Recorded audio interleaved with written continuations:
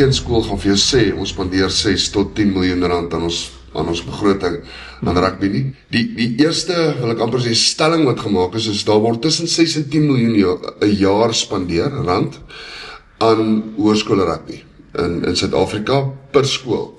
Dit sluit in afrigters, dit sluit in, so wat hulle dit nou noem, 'n vroeë werwingsproses, wat jy al met onder 13s begin praat. Dit sluit toerusting in en 'n klomp fasette, toere ensovoorts. There's the good side and there's the negative side. So let's talk about the current financial situation in South Africa. We know there's a war between the countries north.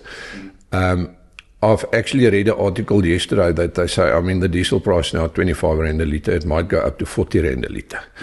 So people are struggling. So let me take you back to a school system. You've got to understand, if you've had the privilege to sit on a governing body through your life, you'll understand that more and more parents are struggling. To run a school of 1,200 kids is enormous. That is a huge budget.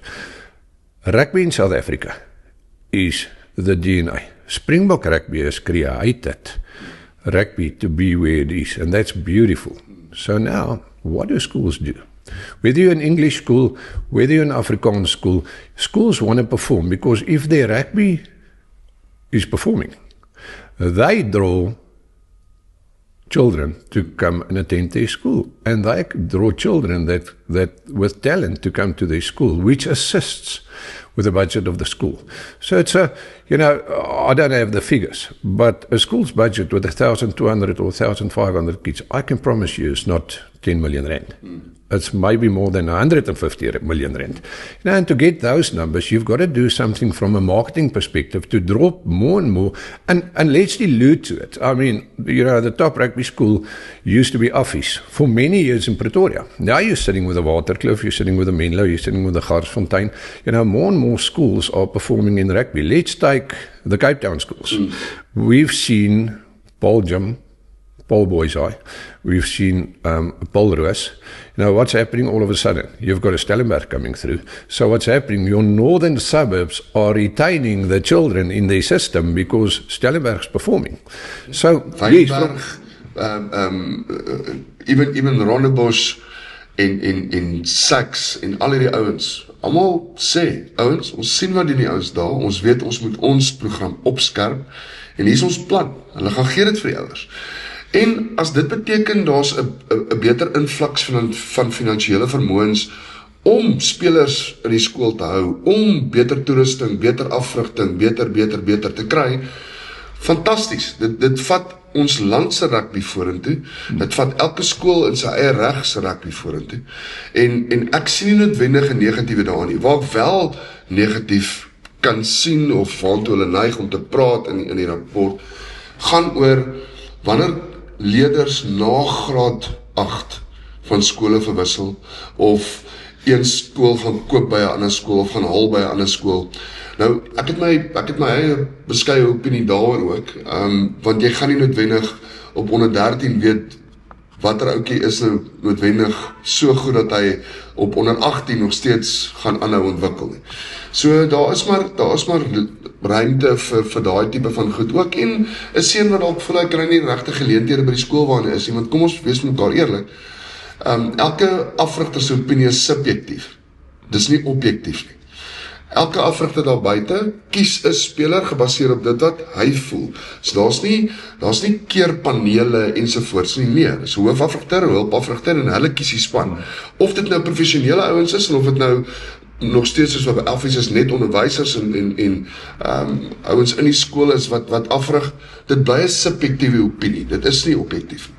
So wat dit gesê, as dit dan subjektief is, gaan dan 'n leerder tot op 'n sekere ouderdom, noem dit nou maar dit, kom ons sê graad 10, die geleentheid om te sien, weet jy wat, ek gaan nie tot my potensiaal kom hier nie, en ek sê nie almal kan of gaan nie, maar die subjektiewe opinie op hierdie oomblik is dat ek nie goed genoeg is in vergelyking met die ander maats. En as ek dan 'n geleentheid kry aan 'n ander skool, het sy dit finansiëel is of net 'n geleentheid is om myself te gaan toets dan teen die bestes as ek vir daai skool sou speel, ek sien nie noodwendig 'n probleem daarmee. The money schools are spending on their sport will not change. here's what we should do. As a South African schooling rugby system, we should focus much more on the psychological effect of children to get them ready to play in this environment. Let me tell you, when I played my first Currie Cup game in 1998, we played against the Lions at Ellis Park, and there was 20,000 people, and I almost passed out. You get those numbers at a school game. Yeah. So are the players ready? Are the schools focusing to get from a head state? Yeah. Are the schools really focusing? And I believe they are. I'm just saying, do we really focus on the character development of this kid? Or are we, in some instances, only interested in the talent of the kid? I believe the big schools are getting it right, make no mistake. I'm just throwing it out there. Yeah. We've got to get these kids ready.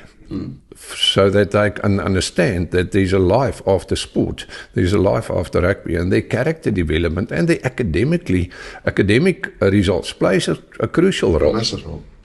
So, en ek wil daarmee saamstem, Johnny. Kyk, hulle praat ook in die rapport dat die negatiewe faktor daarin is dat jy van die skole gaan kry wat doodtevoorig nooit daai finansiële ondersteuning gaan kry of in daai nommers nie.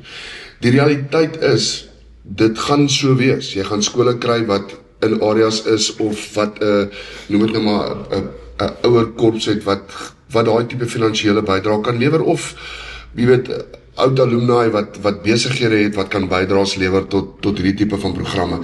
En jy gaan kry wat dit nie het nie. Dis hoekom ons rugby ook in divisies opgedeel is.